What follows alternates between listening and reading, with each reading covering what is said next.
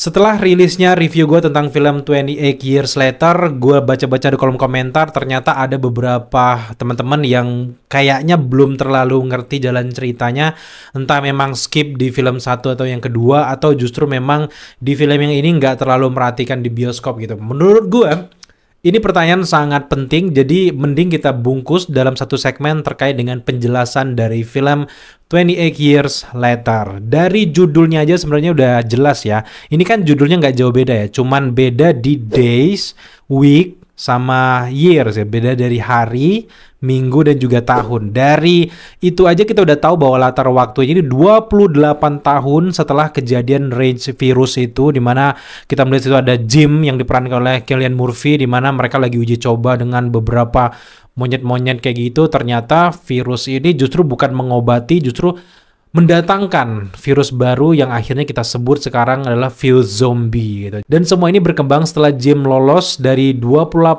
hari setelah kejadian chaos yang sangat menghebohkan di tahun 2002 itu, dan sampai detik ini kita nggak tahu nih nasibnya gimana caranya Jim survive itu. Tapi ada desas-desus bahwa dia akan muncul di sequel dari 28 Years Later ini yang judulnya 28 Years Later The Bone Temple, dimana nanti si Jim yang diperankan oleh Cillian Murphy itu akan muncul di sequel yang disutradarai oleh Nia Da Costa, dan ini akan rilis di bulan Januari 2026. Jadi mereka tuh kayak syutingnya langsung, jadi syuting yang film sekarang, yang rilis sekarang, dan langsung diterusin sama di film nanti di rilis di Januari 2026, dan sekarang lagi proses editing dan juga produksian gitu. Nah, terkait dengan Jim, kan kita tahu sendiri setelah itu ada film yang kedua yaitu 28 Weeks Later, setelah menceritakan 28 hari kemudian, akhirnya di sini diceritakan 28 minggu kemudian itu lebih chaos lagi.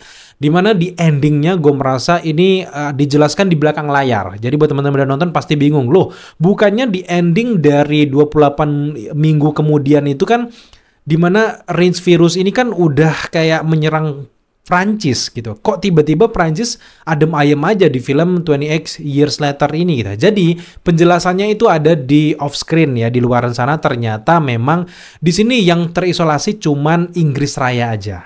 Cuman kok Inggris, kepulauan Inggris aja yang terisolasi, sedangkan Prancis, Amerika, semua negara benua Eropa itu ternyata tidak terdampak Rage virus ini, dan akhirnya mereka semua mengisolasi kepulauan Inggris tersebut, dan semua di lingkaran dari laut-laut Inggris dan juga lingkaran yang bergabung dengan NATO tersebut dijaga oleh pasukan, tentu saja pasukan dari NATO. Makanya di film 28 Years Later ini kita melihat ada pasukan NATO yang tiba-tiba terdampar, yang cukup kaget, loh kok tiba-tiba ada tentara modern gitu ya, yang tadinya kayak primitif pakai panah tiba-tiba ada tembak-tembakan. Ternyata sekarang masuk akal bahwa mereka ini adalah sebenarnya penjaga laut dari para virus ini. Tiba-tiba terdampar, kapal mereka karam, akhirnya mereka terjebak di pulau ini, ketemulah sama si Samson yang akhirnya nyabut kepala tersebut, dan akhirnya tersisa si Eric ini. Eric bertemu dengan Spike yang lagi ngantar ibunya ke Dr. Kelson, dan akhirnya dijelaskan bahwa ada kayak gap, benar-benar gap kayak shock kultur kayak gitu, dimana bahwa di luaran Inggris sebenarnya zaman baik-baik aja, berjalan seperti biasa. Mungkin latarnya tetap di tahun 2025,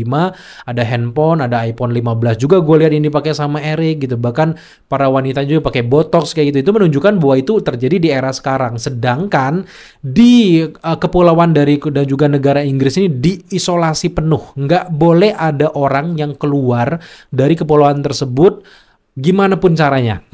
Bahkan para tentara ini pun nggak akan bisa keluar. Makanya Eric pasrah, dan dia nggak ada kayak tujuan mau balik ke pacarnya. Bahkan handphonenya mati 1%, dia nggak coba nyari pakai jemur baterai gitu kayak zaman dulu gitu. Terus apa kayak nyari tenaga listrik, nggak, langsung dibuang handphonenya. Dan itu menandakan bahwa sebenarnya dia udah nggak ada harapan lagi untuk balik ke kota asalnya ataupun negara asalnya ketemu sama pacar. Jadinya makanya dia berteman sama si Spike, ketemu sama beberapa orang, akhirnya ya sayangnya dicabut sama si Samson. Nah, penjelasan terkait dengan Samson ini, dia kan alpha infected gitu ya, karena ini level tertinggi daripada zombie Rage virus tersebut yang tadinya kayak ngacak-ngacak adul aja kayak gitu, wow kayak gitu. Ini udah berbeda nih, levelnya level zombie yang udah pinter. Karena ini momennya terjadi 28 tahun setelahnya. Masa sih zombie yang udah terinfeksi selama itu nggak berubah gitu, nggak kayak yang nggak cuma gitu sampai 28 tahun kan, enggak kan. Menurut gue sangat masuk akal karena memang akhirnya tumbuhlah menjadi zombie yang berakal, yang tadinya otak mereka nggak terkontrol karena memang ini virus awalnya adalah virus dari laboratorium. Jadi akan terjadi evolusi, kayak beberapa perubahan-perubahan dari virus tersebut akhirnya bisa mengendalikan pikiran dan mereka mau tidak mau otak manusia tersebut balik lagi gitu. Tapi memang nggak dalam kendali manusia biasa, masih suka ngamuk-ngamuk kayak gitu. Tapi dalam konteks yang kita lihat ada zombie yang hamil, itu aja udah mencirikan bahwa sebenarnya zombie ini udah pinter. Dari cara dia nunggu si Jamie dan juga si Spike ayahnya yang di loteng itu kan, dia nunggu lama aja tuh mereka udah punya akal. Artinya si zombie-zombie yang alpha zombie ini itu udah kayak sistemnya itu udah menikah, udah berkelompok, mereka nggak akan bersatu dengan zombie-zombie yang acak-adul aja yang nggak jelas kayak gitu. Dan terbukti bahwa Samson ini akhirnya menikah dengan seorang zombie, zombinya hamil, melahirkan di gerbong kereta tersebut. Itu adalah istri dari si Samson. Kenapa dia bisa marah segitunya? Karena memang si Isla, Spike dan juga Eric ini membawa kabur anaknya. Dan dia kan sempat lihat di gerbong kereta kan, ngeliat lama, langsung dia lihat, wah anjing ini membunuh anak gua gitu. Akhirnya dilempar sama si Samson, dikejar mati-matian kan. Justru pertahanan dari Dr. Kelson yang di sungai itu kan, itu selama ini belum ada zombie yang bisa lewat si Bone Temple-nya itu. Belum ada yang bisa lewat ke sungai tersebut. Barulah si Samson Alpha, si bosnya Alpha Zombie ini yang bisa lewat di sungai tersebut. Itu menandakan bahwa urgen, yang benar-benar urgent dari Samson ini berpikiran bahwa anak dia tuh dibawa lari. Nah, ini kayaknya memang dipersiapkan untuk nanti next project, yaitu akan terjadi di Januari 2026. Jadi, buat teman-teman yang mungkin pengen cerita zombinya yang lebih war, rasa gerusuk, chaos kayak gitu, kayaknya bakal terjadi di Januari 2026 ini, sequel dari 28 Years Later ini yang judulnya Bone Temple. Dimana kan kita tahu sendiri di film ini, si Samson nggak dibunuh. Pasti teman-teman pasti nanya, kok Samsonnya nggak dijadikan tengkorak aja sih gitu? Dan ini sedang dipersiapkan untuk sequelnya yang memang filmnya itu syutingnya berbarengan, cuman dibelah aja nih jadi part 1 dan juga part 2 lah, kalau kayak istilahnya kayak Infinity War jadi Endgame kayak gitu, itu istilahnya kayak gitu. Jadi buat teman-teman yang mungkin ada di grup-grup Facebook, grup-grup ataupun komunitas mana yang suka dengan franchise dari 28 Years Later ini, menurut gua itu penjelasan yang paling masuk akal, logiknya adalah kalian harus nunggu dulu, ini semua sedang dipersiapkan itu. Termasuk juga The Jimmy Gang yang kita lihat di akhir, dia bertemu sama Spike, dan Spike setelah 28 hari ada di dataran utama, mana Spike bertemu dengan kelompok yang diberi nama mereka ini The Jimmy gitu. Dari pakaiannya itu warna-warni, dan sosok bosnya ini adalah Jimmy yang kita lihat di prolog sebelum awal film, dimana dia adalah satu-satunya bocil yang selamat, yang sembunyi di beberapa gorong-gorong yang ada di sela-sela ruangan gereja, dan akhirnya dia membentuk suatu kultus yang namanya The Jimmy.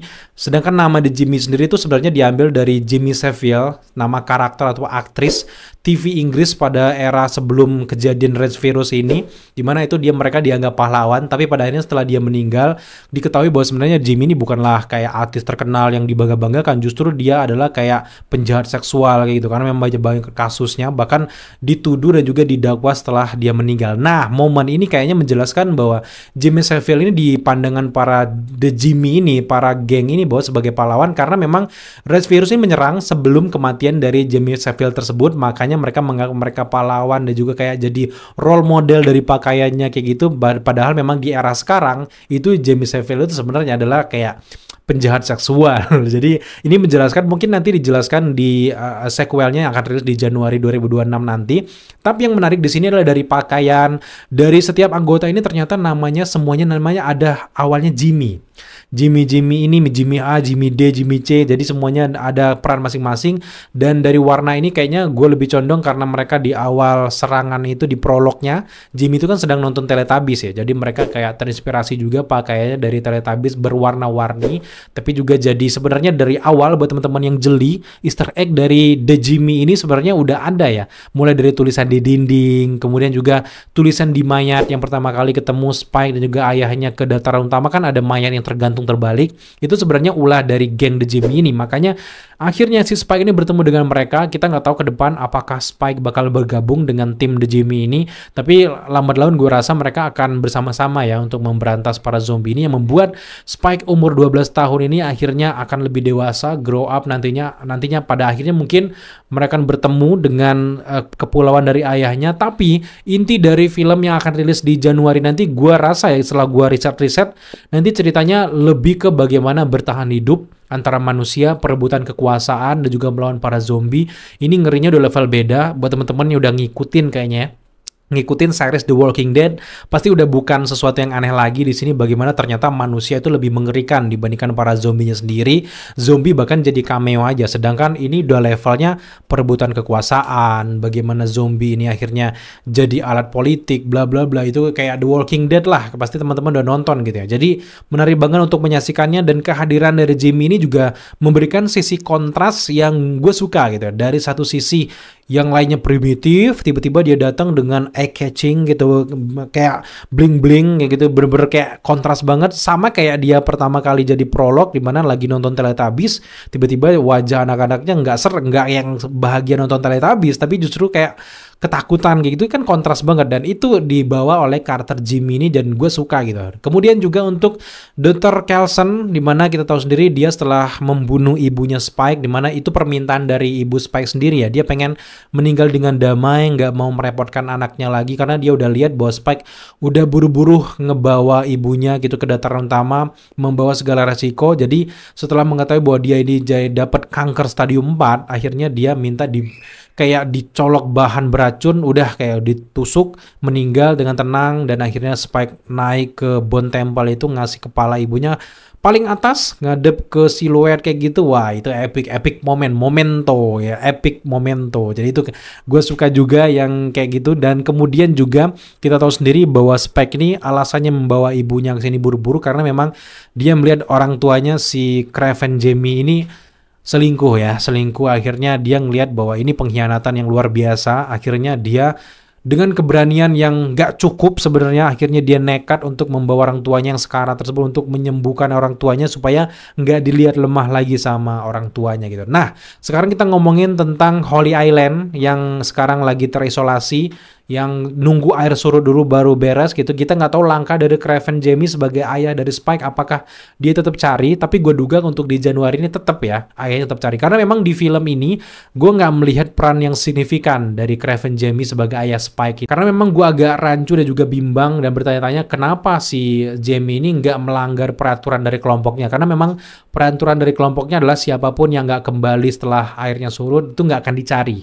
Nggak peduli siapapun, nggak peduli anak ayah, itu tetap nggak dicari. Tapi kita tahu lihat dari sifat dan juga karakter dari Craven Jamie yang sangat menyayangi Spike dan keluarganya, nggak mungkin dia nggak melanggar peraturan itu. Dan kekosongan ini kayaknya bakal dijawab nantinya yang setelah di film nanti di Januari 2026 ini. Gue berharap banget di film ini itu nantinya bakal menjawab semua kerisauan dan juga beberapa orang-orang yang meremehkan franchise besar ini. Dan menurut gue kalian salah sih ngeremehkan franchise besar ini, karena memang dari cerita aja sebenarnya ini udah luar biasa. Kalau teman-teman pengen cari yang chaos, kalian nonton yang film yang pertama, yang lumayan chaos dan lebih chaos lagi, kalian bisa nonton versi yang kedua yang lebih menyeluruh global lagi gitu ya. Dan untuk sekarang yang film ketiga sangat layak untuk gue. Mereka menceritakan setelah 28 tahun zombie itu sebenarnya udah terbiasa nih hidup berdampingan dengan manusia. Manusianya udah bakal mendirikan benteng sendiri, zombinya hidup masing-masing terserah sana. Yang jelas di sini lah kita lihat bahwa mereka akan lebih fokusnya kecil lagi ke satu karakter, yaitu Spike. Sama kayak di film yang pertama, mereka lebih fokusnya kecil ke karakter Jim kayak gitu. Jadi ya mirip-mirip gitu. Jadi balik lagi ke awal, nanti baru mungkin di sequelnya itu di 28 Years Later The Bone Temple akan diceritakan nih asal Bone Temple tuh gimana, bagaimana si Dr. Kelson mendapatkan banyak mayat, entah mungkin itu semua dari Jimmy koneksinya. Kemudian juga kita melihat juga nanti bagaimana aktivitas-aktivitas yang dilakukan oleh Holy Island ternyata juga diserang dan pengen dikuasai oleh geng geng-geng lain dari etaran utama. Itu mungkin kita lihat nanti di film selanjutnya. Tapi kesimpulan dari film 28 Years Later ini adalah ini bukan film penutup. Meskipun ini film ketiga seperti film trilogi, tapi ini bukan penutup, tapi justru sebagai gerbang pembuka dari cerita lebih luas lagi terkait penyebaran dari virus, entah itu di Prancis, entah itu dimanapun di seluruh dunia gitu, yang selama ini aman adem ayem aja. Kalau mereka punya budget yang lebih tinggi, akan dibikin yang lebih luas lagi, maka seluruh dunia, inilah awal mula tersebarnya virus ke seluruh dunia yang membuat dunia mati total. Jadi kalau memang niat bikinnya segitu gedenya, gue bener-bener excited banget gitu. So, buat teman-teman yang ngefans dengan franchise dari 28 Days Later dan juga Years Later ini, jangan kecewa dengan beberapa tanggapan orang-orang. Menurut gue ini merupakan sesuatu awal yang luar biasa. Kita nantikan aja nanti di Januari 2026. Dan thank you buat teman-teman udah menyaksikan penjelasan kita terkait dengan 28 Years Later ini. Kalau kalian punya tambahan menarik ataupun kesimpulan ataupun beberapa detail yang belum kita sebutkan di video ini, silakan tambahkan detail kalian di kolom komentar di bawah. Atau kalian punya pertanyaan menarik, silakan tambahkan juga pertanyaan kalian di kolom komentar di bawah dan akan dijawab oleh gue dan juga teman-teman yang lainnya. So, sampai jumpa di video-video ending explain selanjutnya.